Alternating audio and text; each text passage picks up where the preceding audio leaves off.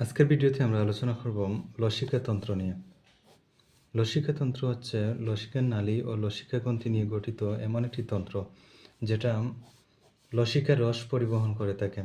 অর্থাৎ এখানে লসিকার রস বলা হলেও প্রকৃতপক্ষে লসিকা পরিবহন করে থাকে। এই যে রাডবেক এবং বার্তলিন নামক দুজন বিজ্ঞানী 1760 সালে লসিকাতন্ত্রের বর্ণনা দেন। যেহেতু দেহে একটা ফ্লুইড সিস্টেম আছে অলরেডি, রক্ত সংবহন তন্ত্র অর্থাৎ রক্ত এক ধরনের ফ্লুইড, সেহেতু এই তন্ত্রের বিপরীতে আরেকটা তন্ত্র যখন আছে এই যে লসিকা পরিবহনের জন্য, তখন তাকে বলা হচ্ছে দ্বিতীয় সংবহন।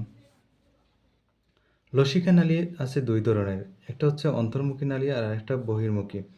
অন্তর্মুখী এর ইংরেজি হচ্ছে এফারেন্ট লিম্ফ ভেসেলস এবং বহির্মুখী এর ইংরেজি হচ্ছে ইফারেন্ট লিম্ফ ভেসেলস। আমরা হার্টের কথা চিন্তা করতে পারি যে হার্টের দিকে রক্ত নিয়ে যায় কে, যে শিরা, আর হার্ট থেকে রক্ত নিয়ে বের হয়ে যায় কে, ধমনী। তাহলে এই যে লসিকা গ্রন্থি যেগুলো আছে, লসিকা গ্রন্থিতে যে নালীগুলো লসিকা নিয়ে যায় তাদেরকে বলা হয় অন্তর্মুখী লসিকা নালী। আর লসিকা গ্রন্থি থেকে যখন কোনো নালী এই যে লসিকা নিয়ে বের হয়ে যায় তখন তাকে বলা হয় বহির্মুখী বা ইফারেন্ট লিম্ফ ভেসেল। এই লসিকাগুলো কোথায় গিয়ে মিলে যায়, পরবর্তীতে যোগ হয়। ডান লসিকা নালী বলতে একটা ডাক্ট আছে, যেটা আমাদের দেহের যে রাইট সাবক্লেভিয়ান যে বেইন আছে, আমাদের দেহের যে শিরাতন্ত্র আছে, সেই শিরাতন্ত্রের একটা বড় নালী আছে যেটাকে বলা হচ্ছে রাইট সাবক্লেভিয়ান বেইন। সেটা আমাদের দেহের এই যে ডান দিকে অবস্থিত, হার্টের ডান দিকে। তো সেখানে গিয়ে এটা যোগ হতে পারে, যোগ হয়, এবং এই যে রাইট ইন্টারজুগুলার যে বেইন আছে যেটা, সেখানে গিয়ে এই যে সেখানের গোড়ায় যোগ হতে পারে। তাহলে ডান লসিকা নালী আমাদের দেহের যে ডান দিকের যে যতটা লসিকা নালী আছে সবগুলোকে সে এই যে এখানে একত্রিত করে এই শিরার মাধ্যমে হার্টে পৌঁছে দেয়। আর বাম দিকের যতটুকুগুলো লসিকা নালী আছে সেগুলো এই যে থোরাসিক লসিকা নালী নামক একটা নালী আছে, সেটার মাধ্যমে লেফট যে সাবক্লেভিয়ান বেইন আছে অথবা লেফট ইন্টারজুগুলার যে বেইনের যে জাংশন আছে সেই জাংশনে গিয়ে যোগ হয়ে যায়। এখন লেকটিয়াল বলতে একটা নালী আছে। পোস্ট্রিক নালীর ভিতরে এই আমাদের সাধারণত যে ক্ষুদ্রান্ত যেটা আছে, ক্ষুদ্রান্তকে 3টা ভাগে ভাগ করা যায়: ডিওডেনাম, জেজুনাম, ইলিয়াম। তো জেজুনাম এবং ইলিয়াম অংশে এক ধরনের এই যে সূক্ষ্ম লসিকা নালী থাকে যেটাকে বলা হয় লেকটিয়াল। এই লেকটিয়ালই এই যে জেজুনাম এবং ইলিয়াম থেকে এই যে লিপিড পরিবহন করে থাকে। কপাটিকা থাকে। কপাটিকা হচ্ছে, আমরা বলতে পারি কপাটিকাকে যে গেটের মতো বলতে পারি। তো শিরাতে কপাটিকা থাকে আমরা জানি, ধমনীতে থাকে না। তো এই শিরার থেকেও বেশি কপাটিকা থাকে লসিকা নালীতে। এখন হার্ট থেকে যেমন রক্ত পাম্প করে চলে যায়, আবার হার্ট একটা প্রেশার এই যে নেগেটিভ প্রেশার ক্রিয়েট করে রক্তনালী তুলে নিয়ে আসে, রক্ত তুলে নিয়ে আসে শিরার মাধ্যমে। এখানে কিন্তু এই যে লসিকাতন্ত্রে এরকম কোনো সিস্টেম নাই, বরং লসিকা এই যে পেশির চাপ, আমরা যখন হাঁটাচলা করি তখন যে পেশির চাপ পড়ে সেই চাপে, আমরা যখন শ্বাস প্রশ্বাস নেই তখন যে একটা চাপ সৃষ্টি হয় সেই চাপের ফলে, তারপর ধমনীর যে স্পন্দন আছে সেই স্পন্দনের ফলে এবং লসিকা নালীর নিজস্ব সংকোচনের ফলে লসিকা সামনের দিকে এগিয়ে চলে এবং জায়গায় জায়গায় কপাটিকা থাকার কারণে আর সেটা ব্যাকফ্লো করতে পারে না, সবসময় সামনের দিকেই অগ্রসর হয়, অর্থাৎ এই যে টিস্যু থেকে হার্টের দিকেই এগিয়ে চলে। লসিকা গ্রন্থি কয় ধরনের আছে? আছে 5 ধরনের। লসিকা গ্রন্থি বলতে আমরা বুঝবো যে কালেকশন অফ লিম্ফ, অর্থাৎ লিম্ফে বা লসিকার যে লসিকা টিস্যুর একটা কালেকশন। তো কি আছে? একটা হচ্ছে লিম্ফ নোড আছে, টনসিল, স্প্লিন, থাইমাস এবং রেড বোন ম্যারো, এই 5 ধরনের লসিকা গ্রন্থি আছে। লিম্ফ নোড হচ্ছে আমাদের এই যে দেহে ছড়িয়ে ছিটিয়ে থাকে এবং এগুলো হচ্ছে কিডনি শেপ বা বৃক্কাকার, এবং এই লিম্ফ নোডগুলো প্রচুর পরিমাণে ম্যাক্রোফেজ এবং লিম্ফোসাইট বহন করে থাকে।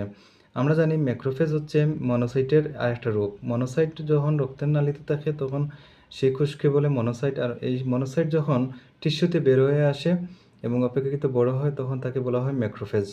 লিম্ফোসাইট আমরা জানি একটা কোষ, শ্বেত রক্তকণিকা। আমরা বলছি যে 400 থেকে 700টি লিম্ফ নোড আমাদের দেহে থাকে এবং এটা এই যে ফিল্টার স্টেশন হিসেবে কাজ করে। অর্থাৎ এই যে লিম্ফ বা লসিকাকে পরিশ্রুত করে থাকে। অর্থাৎ সেখানে যে জীবাণু থাকে সেই জীবাণুকে ভক্ষণ করে থাকে, ফরেন বডি তাহলে সেটাকে ধ্বংস করে থাকে। টনসিল আছে ৩ ধরনের। একটা হচ্ছে প্যালাটাইন, অ্যাডিনয়েড, লিঙ্গুয়াল। তো প্যালাটাইন যেটা আমরা সাধারণত হা করলে এই যে আ নরম তালুর পিছনের দিকে যে টনসিল দেখি সেটা হচ্ছে প্যালাটাইন। অ্যাডিনয়েড হচ্ছে আমাদের যে নেসোফেরিংস আছে অর্থাৎ নাকের পিছনের দিকে যেটা থাকে সেটা যে ২ টা থাকে তাকে বলা হচ্ছে অ্যাডিনয়েড টনসিল। আর লিঙ্গুয়াল হচ্ছে জিহ্বার নিচে একটা যে গুলো থাকে সেগুলোকে আমরা বলছি লিঙ্গুয়াল। তাহলে প্যালাটাইন হচ্ছে আমাদের ওরোফেরিংস বা ওরাল রিজিয়নের যে নিরাপত্তা দানের জন্য। অ্যাডিনয়েড হচ্ছে আমাদের নাকের থেকে কোনো জীবাণু যদি প্রবেশ করে সেটা নিরাপত্তার জন্য। লিঙ্গুয়াল হচ্ছে মুখগহ্বরের নিরাপত্তার জন্য। নিরাপত্তা তথা এই যে ইমিউনিটির জন্য। তো টনসিলকে আমরা সংজ্ঞায়িত এভাবে করতে পারি যে কালেকশন অফ লিম্ফয়েড টিস্যু এবং এটা ওই যে প্রাথমিক ইমিউন রেসপন্সের জন্য দায়ী। এছাড়া বলছি আমরা প্লিহা বা স্প্লিন যেটা আছে সেই স্প্লিনও হচ্ছে একটা লসিকা গ্রন্থি। তো এই স্প্লিনের ওজন খুব একটা বেশি না, ১৫০ থেকে ২০০ গ্রাম এবং এটা আমাদের পাকস্থলী যেটা আছে সেই পাকস্থলীর পিছনের দিকে এবং যে ডায়াফ্রাম নামক পর্দার নিচে অবস্থান করে। স্প্লিন পাল্প বা স্প্লিন যে মজ্জা যেটা আছে সেটা থাকে ২ ধরনের, রেড এবং হোয়াইট। এই স্প্লিন পাল্প বা এই প্লিহা এই আমাদের ভ্রূণদশায় সব ধরনের রক্তকণিকা তৈরি করতে পারে। এছাড়াও প্লিহা আমাদের দেহে ৩০০ ml ব্লাড রিজার্ভ করতে পারে এবং এই লোহিত কণিকা যেগুলো আছে সেগুলো ভাঙার কাজ করে থাকে এই প্লিহা। সেজন্য তাকে বলা হয় লোহিত রক্তকণিকার কবরস্থান। আমাদের দেহের যে থাইমাস নামক একটা যে লসিকা গ্রন্থি থাকে, এই লসিকা গ্রন্থিটা অবস্থিত হচ্ছে আমাদের যে স্টার্নাম আছে অর্থাৎ বুকের পাঁজরের মাঝখানে যে হাড় যেটা আছে সেই হাড় এবং পিছনের দিকে যে ট্রাকিয়া আছে অর্থাৎ শ্বাসনালী আছে এই শ্বাসনালীর মধ্যে ত্রিকোণাকার অর্থাৎ যে পিরামিড আকৃতির যে একটা গ্রন্থি আছে তাকে আমরা বলছি থাইমাস গ্রন্থি। এই থাইমাস হচ্ছে এক ধরনের লসিকা গ্রন্থি এবং এটা শিশুদের দেহে বেশি কার্যকর থাকে এবং পরিণত বয়সে এসে এটা ফ্যাটে পরিণত হয়ে যায়। এটা যে হরমোন তৈরি করে তাকে থাইমোসিন এবং থাইমোপয়েটিন বলে।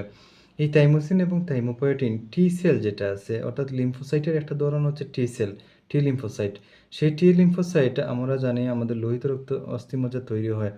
তো সেই লোহিত অস্থিমজ্জায় তৈরি হওয়া ইমম্যাচিউর সেলগুলা ম্যাচুরিটি লাভ করে এই থাইমোসিনের প্রভাবে। অর্থাৎ এই থাইমাস গ্রন্থি এই টি সেলকে ম্যাচুরিটি দান করে এবং এই টি সেল পরবর্তীতে ইমিউন সিস্টেমে কাজ করে। তাহলে আমরা বলতে পারি যে ইমিউন সিস্টেমের ট্রেনিং সেন্টার হচ্ছে এই থাইমাস গ্রন্থি যেটা আছে সেটা। এছাড়াও আছে আমরা আগে পড়েছি লোহিত অস্থিমজ্জা যেটা তাকে বলা হচ্ছে এই যে লসিকা গ্রন্থি। এগুলো নিয়েই আমাদের লসিকাতন্ত্র গঠিত।